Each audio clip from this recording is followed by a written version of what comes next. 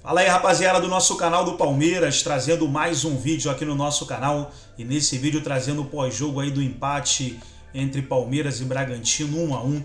Gol do Palmeiras marcado pelo Arthur, fazendo valer a lei do ex. E o gol do Bragantino marcado pelo Capixaba, num chute, pessoal, que ele acertou, que ele vai bater mais 100 vezes e não vai acertar esse chute. Acertou uma pancada lá no ângulo, sem chances para o Everton. Após esse gol, o Bragantino começou a amarrar o jogo, fazendo cera, o goleiro levou amarelo. Palmeiras ainda ficou em cima ali, teve uma chance no final que o Breno Lopes chutou. O Flaco Lopes por pouco ali no carrinho, quase que fez o gol da partida, da vitória, né?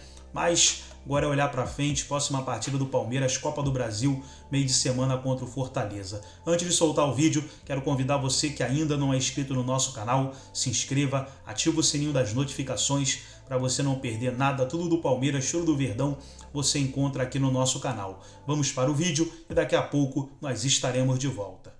Amigo ligado na Placar TV, o Palmeiras fez um jogo horroroso contra a equipe do Bragantino. Que coisa antagônica em relação ao passeio que o Palmeiras deu em cima do Grêmio no meio da semana, na goleada por 4 a 1. Empate em 1 a 1 neste sábado no Allianz Parque. O Palmeiras não jogou bem. As principais figuras do Palmeiras não entraram em campo praticamente. Rafael Veiga, Dudu, Rony, esses atletas em nenhum momento conseguiram decidir em favor do Palmeiras, diferente do Arthur, que foi a única voz, entre aspas, lúcida dessa equipe ao longo do jogo, tanto é que ele fez o gol da equipe do Palmeiras. Mas, por outro lado, no segundo tempo, o Palmeiras levou um gol numa falha do Everton, na minha visão, um arremate de fora da área do Juninho Capixaba, em que o Fabinho deveria ter feito a cobertura, acabou não fazendo. Aliás, o Fabinho, que vinha bem nos últimos jogos, acabou fazendo também uma partida muito fraca, assim como o Vanderlan. Tanto o Fabinho como o Vanderlan substituíram neste jogo jogadores importantes como o Zé Rafael e também o Piquerez, que estavam suspensos, e isso também corroborou para que a partida da equipe do Palmeiras fosse trágica neste final de semana. Resultado que foi ruim e também um resultado que, apesar de todos esses pesares do Palmeiras, também pode ter sido colocado na conta da arbitragem. Afinal, Sávio Pereira Sampaio, um dos piores árbitros do Brasil, na minha modesta opinião, que também tirou a chance do Palmeiras ter um pênalti no segundo tempo do goleiro Cleiton em cima do Endrick, não marcado, em que ele deu mão do Endrick, quando, na minha visão, a mão foi do goleiro da equipe do Bragantino, que depois acabou derrubando o jogador do Palmeiras. Resultado este que, tudo bem, não é o cenário do que é o Palmeiras neste momento, um time que joga completamente diferente disso, mas sempre vale um alerta para os próximos jogos, haja vista que no meio da semana o Palmeiras volta a campo pela Copa do Brasil para pegar o perigoso Fortaleza. Que o Bragantino lutou de igual para igual do início ao fim do jogo. Tem um gol perdido, aliás, inacreditável pelo Eric Ramírez, que a gente viu ali no comecinho do primeiro tempo, e esse do Alejandro já no final do jogo, né? Então, teve trocação, né? O Palmeiras criando chances, o Bragantino criando chances do início ao fim. E já que o professor falou de exigência, a exigência com o Everton é maior, a exigência com o Palmeiras também não é maior, porque o professor, na visão dele, não é para fazer tempestade também, empatou. Mas depois de 2 jogos como foram, principalmente o do meio de semana contra o Grêmio. 2 resultados em um jogo, né? O Palmeiras com a bola que todo mundo sabe que pode jogar. Não traz uma frustração num time em que a exigência é maior? Traz uma frustração. O Palmeiras tinha 10 vitórias seguidas no Allianz. Ele estava em busca de recordes, né? Aliás, o Abel tem lutado muito contra o próprio Palmeiras, né? Em busca de marcas, estatísticas, invencibilidade. Palmeiras, nesse ano no Allianz, esse é o 3º empate dele. Ele empatou na estreia do Paulista contra o São Bento, que viria a ser rebaixado, mas fala com o começo de temporada. Empatou um clássico contra o São Paulo, sem gol, 0 a 0. Esse é o 3º empate. Então o Palmeiras vinha com uma onda de vitórias, uma sequência recorde de vitórias em casa, né? E o Bragantino não é um adversário que está na mesma prateleira do Palmeiras, né? Então, eventualmente, o Palmeiras acho que até poderia negociar um empate com um outro adversário em determinada circunstância, não é o caso. Mas o Bragantino, eu vou lembrar, fez um jogo muito bom, de trocação mesmo, 3 a 3 contra o Grêmio. Sim. Num jogo em que ele foi melhor no primeiro tempo. O Grêmio, de certa forma, é que foi um jogo com viradas, né? Poderia ter sido o placar dessa partida, né? A gente viu pelas chances criadas, oportunidades, bola na trave, Alejandro desperdiçando no fim ali, grande jogada do Sacha naquele contra-ataque, né? E então poderia ter sido um placar 3-3. Foi um jogo, nesse ponto, eu brincava aqui também, um pouco europeu, né? Um time italiano contra o time austríaco, né? É o time da Red Bull, né, contra um time tradicionalmente da Itália, né? Parecia um jogo europeu, técnicos modernos, com a filosofia que hoje tem, né? Tanto o Palmeiras quanto o Bragantino. Mas teve lei do ex para variar, né? Já que a gente está falando dos dois times, né? O Arthur estava na cara que ia fazer um gol hoje. E o Arthur é uma coisa positiva das últimas semanas do Palmeiras, né? Como o encaixe dele nesse time foi tão rápido, tão perfeito. O Palmeiras continua muito bem, fora de campo, cirúrgico, ao buscar novos jogadores, talentos, né? O Arthur já era um jogador que despontou muito bem, tanto que já tinha tido uma passagem anterior pelo Palmeiras, só que ele teve uma estagnação ali, né? Ele não explodiu, não evoluiu como se imaginava quando o Bragantino o contratou.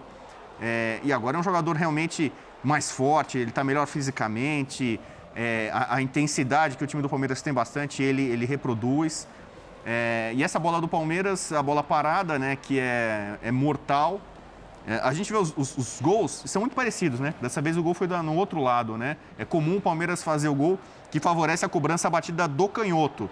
Era o Scarpa, era o Veiga, que é do outro lado. Dessa vez você vê, muda o posicionamento, mas o Palmeiras consegue dar uma casquinha na primeira trave. Se não é um lance direto, tem alguém na segunda trave para empurrar a bola para o gol. No caso, o mesmo Arthur, né? Do último gol. E o Arthur, ele no gol anterior, ele saiu para comemorar com o Vitor Castanheira, que é o auxiliar do Abel, responsável pela bola parada. Contra o Grêmio? E ele falou assim, fica nessa posição que você vai fazer o gol. Foi o que aconteceu. Ele fez o gol e saiu correndo pro auxiliar do Abel. E você vê aqui, ó, um jogador aqui aí na segunda trave. Quer dizer, quem é adversário do Palmeiras tem uma obrigação primeira, antes de qualquer coisa. Marcar a segunda trave. Pegar a bola parada e mapear cada jogador do Palmeiras. São várias, não dá, eu acho que é difícil demais mapear pela alternância de jogada, de escanteio especificamente, eu tô falando, que o Palmeiras tem. É muita variação, realmente. E a gente percebe, inclusive, a gente fez isso, o Renato Rodrigues fez isso uma vez, pegando vários lances num mesmo jogo e mostrando essa alternância entre os trabalhos que o Palmeiras faz quando tem a cobrança de escanteio. E acho que até pegando isso como base, eu consigo ver a decepção evidente do ponto de vista dos 2 pontos perdidos. Aí é claro que existe uma decepção.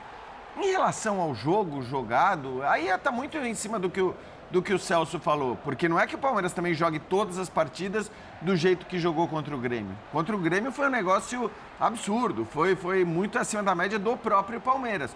O Palmeiras é um time confiável, é um time que, em geral, cria muitas chances e acho que hoje, de novo, criou. Foram mais de 20 finalizações, 2 bolas na trave, a defesa do Cleiton na bola do Endrick lá no finalzinho. Essa daí que foi uma baita defesa também.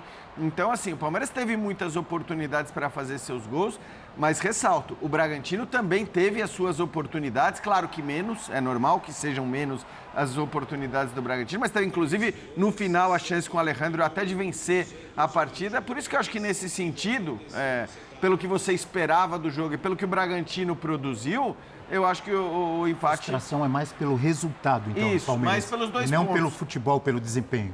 Agora, eu só acrescento a isso, Abel, o fato de que o Palmeiras não poupou. Ninguém, né? Os 2 titulares fora desse jogo estavam... Mas você não achou que ele tirou cedo demais Dudu e Rony? Então, mas até nisso, né, Eugênio, eu acho, e é sempre assim, acho engraçadas as escolhas que ele faz também, é que é difícil discutir. Porque ele ganha apostas. O Abel, ele sempre ganha todas as apostas. Agora, acho que assim, é algo que ele sempre faz. E talvez hoje ele até não tivesse feito e tirado. O Rony não tá o mesmo desde que voltou da lesão. O Dudu, sim, acho que faz muita diferença. Quando você tira o Dudu para colocar o Breno, a diferença é muito grande. Mas é algo que ele faz também em todos os jogos, né? Eu achei que foi muito cedo nesse jogo. E é um jogo que não estava definido, né? Porque normalmente o Palmeiras faz o resultado e aí começa a poupar. Mas esse não era o caso hoje. Acho que eles não estavam funcionando, né? Eu acredito que ele queria ganhar tempo com isso. Quanto antes ele tirasse, mais ele ia apresentar uma solução para o jogo. São 78 gols esse ano e 20 deles nas mais diversas bolas paradas. Você pode pegar, por exemplo, a questão do zagueiro, né? Sempre haverá um zagueiro. Quando não é o Gomes, é o Murilo. Quando não é nenhum dos dois, é o Luan. O Luan tem jogado pouco e hoje mandou uma né? cabeçada na trave. Então, é uma jogada, tem muito mérito nisso, né? Não é aquela coisa que a gente fala da bola parada, ganhou por causa de uma bola parada. Não, o Palmeiras tem várias bolas paradas. O Palmeiras tem um leque de bolas paradas. Isso é trabalho aplicado. A gente até conversava isso antes do programa, né, professor?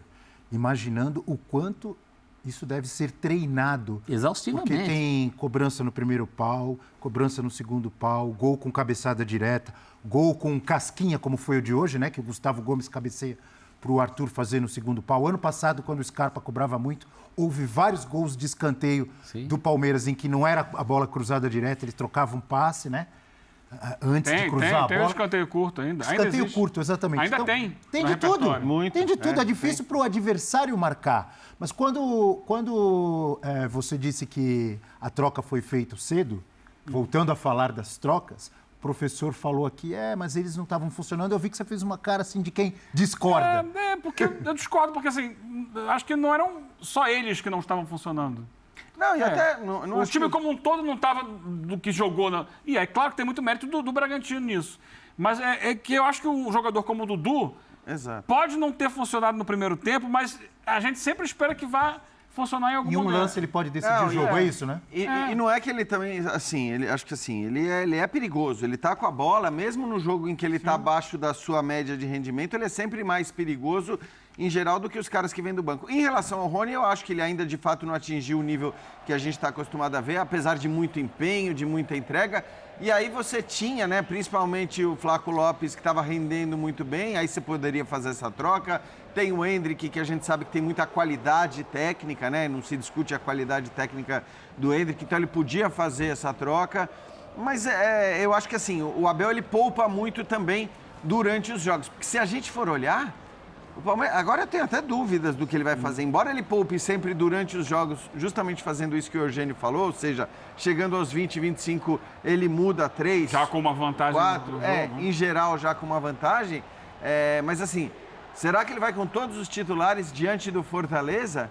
Depois, no final de semana, tem o jogo contra o Santos na Vila, um clássico. Exato, no sábado, que é mais cedo, inclusive. E se você considerar que ele vem jogando com os titulares todos os jogos, praticamente, eu acho que dificilmente ele não vai mexer, pelo menos em, sei lá, 2, 3 peças, claro, diferentes das que ele foi obrigado a mexer hoje. Você acha que ele vai poupar? Então aí, pessoal, foi o pós-jogo aí do empate entre Palmeiras e Bragantino, 1-1.